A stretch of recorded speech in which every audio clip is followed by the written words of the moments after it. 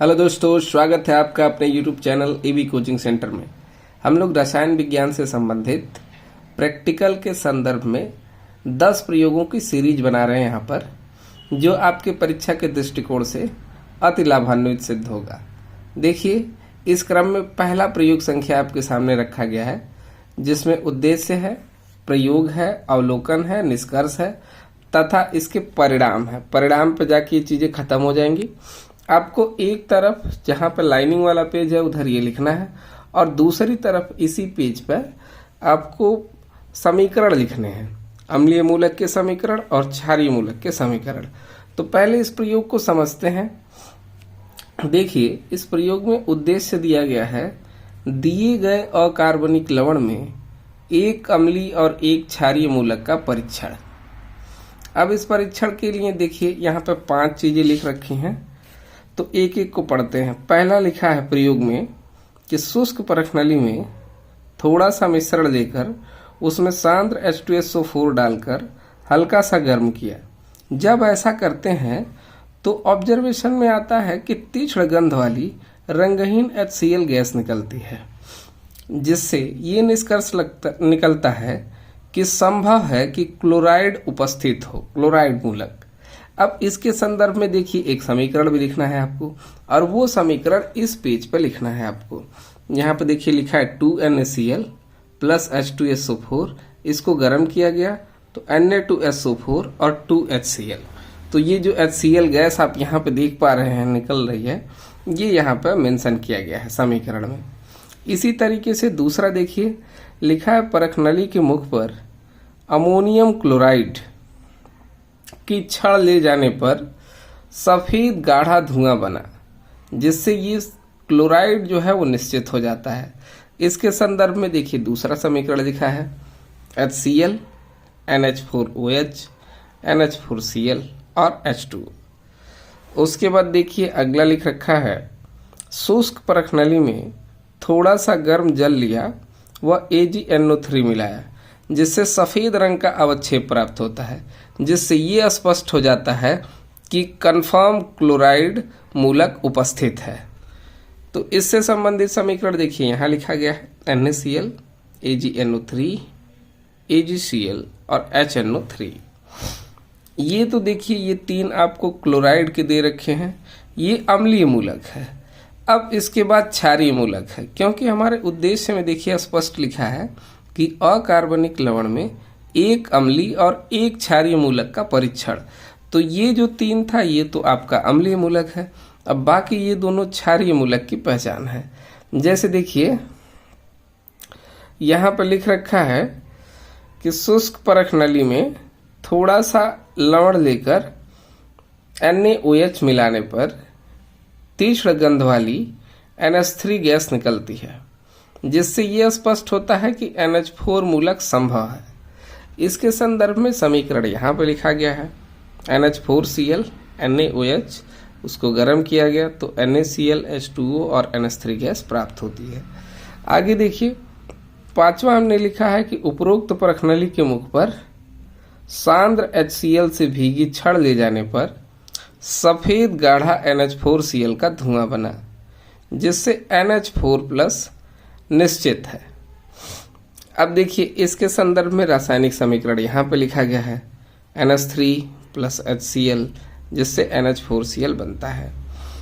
अब ये पूरे तरीके से समाप्त हो गया और लास्ट में इसका कंक्लूजन हम यहाँ पे लिख देंगे। देखिए रिजल्ट में लिखा है हमने कि दिए गए अकार्बनिक लवण में अम्लीय मूलक क्लोराइड माइनस या क्लोरीन माइनस तथा क्षारीय मूलक NH4+ स्थित है। तो ये आपको लिखना है। संभवतः ये आपको एक पेज में ना आए तो आप अगले पेज को पलट के यहाँ पर इस पेज पे इसको लिखिए, ठीक है। सामने वाले पेज पे जो लाइनिंग वाला पेज है वहाँ पे लिखिए। ये कॉपी बड़ी है इसलिए इसमें एक ही पेज पे सारी चीज़ें आ गई हैं। आगे देखते हैं हम लोग कि इस प्रैक्टिकल से संबंधित एग्जामिनर किस किस तरीके के सवाल और कौन कौन से सवाल पूछ सकता है। सबसे पहले तो मैं ऐसा करता हूं कि आपको क्लियर दिखाता हूं, आप इसका स्क्रीनशॉट ले लीजिए। देखिए इसका स्क्रीनशॉट ले लीजिए, फिर नीचे वाले हिस्से का भी स्क्रीनशॉट ले लीजिए आप लोग। उसके बाद सारे रासायनिक समीकरणों का स्क्रीनशॉट आप एक साथ ले लीजिए।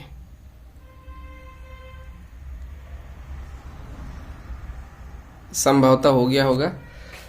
देखिए, इससे संबंधित एग्जामिनर क्या क्या प्रश्न पूछते हैं, इन प्रश्नों की सीरीज मैंने थोड़ा सा यहाँ पे लिखा है कि सबसे पहले तो ये बात होती है कि अम्ल क्या है, क्षार क्या है। आप सभी लोग क्लास 10th में पढ़े हैं कि अम्ल वे पदार्थ होते हैं जिन्हें जल में घोलने पर H+ आयन देते हैं, तथा क्षार वे पदार्थ होते हैं जो जल में घोलने पर OH- आयन देते हैं। अब देखिए, इसमें एक शब्द आ रहा है, नीचे हमने लिखा है लवण क्या होता है। तो अम्ल तथा क्षार की अपक्रिया से जल के अतिरिक्त जो पदार्थ बनता है उसे लवण कहते हैं। ये पेज मैंने एक्स्ट्रा केवल आपके परीक्षा में पूछे जाने वाले प्रश्नों का बनाया है, इसको आपको लिखना नहीं है। देखिए, इसमें हमने लिखा है कि H2SO4 है, ये 2NH4OH है, ठीक है। तो H2SO4 एक अम्ल होता है, आप सभी को पता है। NH4OH, इसमें OH- उपस्थित है, अतः यह क्षार है। तो ये अम्ल और क्षार आपस में क्रिया करके ये बनाए हैं, ये लवण है तथा ये जल है। देखिए, एक मुख्य बात यह है कि कोई भी लवण हो उसमें कम से कम एक अम्लीय तथा एक क्षारीय मूलक उपस्थित होता है।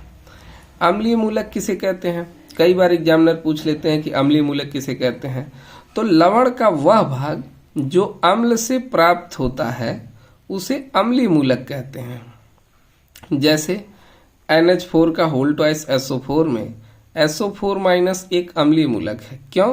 क्योंकि देखिए, H2SO4 जो है ये अम्ल है और ये जब लवण बना है तो SO4 किससे निकल के आया है? ये अम्ल से निकल के आया है। तो जो भी चीज अम्ल से निकल के आएगी वो अम्लीय मूलक है। अतः इस लवण में SO4 जो है वो एक अम्लीय मूलक है। इसी प्रकार देखिए, क्षारीय मूलक किसे कहते हैं? लवण का वह भाग जो क्षार से प्राप्त होता है उसे क्षारीय मूलक कहते हैं। जैसे यहाँ पे देखिए, ये लवण बनाए थे हम लोग, यहाँ पे ये अम्ल है, ये क्षार है। तो अगर आप इसमें देखें NH4 का होल ट्वाइस SO4 में, तो NH4 जो है ये क्षार से प्राप्त होता है, क्योंकि NH4 एक क्षार है और इस क्षार से इस लवण में NH4 निकल के आ रहा है। तो चूंकि ये क्षार से निकल के आ रहा है, अतः NH4 जो है यह एक क्षारीय मूलक है। ठीक, तो कई बार एग्जामिनर पूछ लेते हैं कि अम्लीय मूलक क्या होते हैं, क्षारीय मूलक क्या होते हैं, तो आप इसको रिस्पॉन्स कर सकते हैं। आगे देखिए, कुछ और भी बातें इससे पूछी जाती हैं। जैसे समूह अभिकर्मक क्या होता है? ठीक है, तो समूह अभिकर्मक में शून्य समूह में NaOH सोडियम हाइड्रोक्साइड समूह अभिकर्मक होता है, शून्य समूह का, तथा इसमें मूलक जो निकलता है वो NH4+ मूलक होता है। ऐसे ही प्रथम समूह का समूह अभिकर्मक होता है तनु HCl, तथा इससे लेड++ जो है Pb++ मूलक, Ag+ Hg2++, ये इन मूलकों का परीक्षण करते हैं। आगे देखिए, इसमें लिखा है द्वितीय समूह। तो ये है द्वितीय समूह। द्वितीय समूह के अभिकर्मक कौन है? तनु HCl की उपस्थिति में H2S गैस। तनु HCl जो है वो प्रथम समूह का अभिकर्मक है, लेकिन तनु HCl की उपस्थिति में अगर H2S गैस का भी उपयोग कर रहे हैं तो ये द्वितीय समूह के अभिकर्मक है। इससे कौन कौन सी चीजें, कौन कौन से मूलक की पहचान की जाती है? तो देखिए, Hg++ है, Pb पे 3+ है, बिस्मथ पे 3+ है, इनकी पहचान की जाती है। अन्य भी हैं, लेकिन मैं यहाँ पर थोड़ी सी चीजों को मेंशन किया हूँ।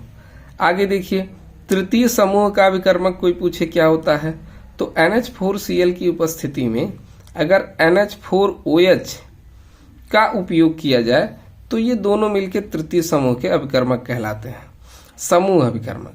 और इनसे जो मूलक बनता है वो Fe+++, Sb++, इन मूलकों का परीक्षण किया जाता है। आगे देखिए, चतुर्थ समूह के अभिकर्मक कौन है? तो चतुर्थ समूह का समूह अभिकर्मक अगर NH4Cl और NH4OH पहले से उपस्थित है और साथ साथ H2S गैस उसमें मिलाते हैं तो इसे हम लोग बोलते हैं चतुर्थ समूह का अभिकर्मक। इसमें मूलक कौन कौन से होते हैं? तो देखिए, कोबाल्ट++, निकल++, जिंक++, ये मूलक आते हैं। तो ये रहा आपका पहला प्रैक्टिकल ठीक है। और आप लोग इन प्रश्नों को भी पढ़िएगा अच्छे से, और कोई भी क्वेश्चन की क्वेरी चाहिए तो आप कमेंट बॉक्स में जरूर लिखिए कि ये क्वेश्चन है, या इससे संबंधित जो भी बातें हैं आप उसको लिखिए। तो आज की वीडियो के लिए धन्यवाद। आप लोग इसको देखिए और शेयर भी करिए, और इससे संबंधित जो भी प्रयोग संख्या 1 से संबंधित प्रश्न आपके मन में आ रहे हैं उसे कमेंट बॉक्स में लिखिए, मैं उसका आंसर करूंगा। और अगले प्रैक्टिकल का इंतजार करिए, बहुत जल्द ही अगली वीडियो आपके प्रयोग संख्या 2 पर आधारित होगी और उससे संबंधित सवालों पर। तब तक के लिए धन्यवाद।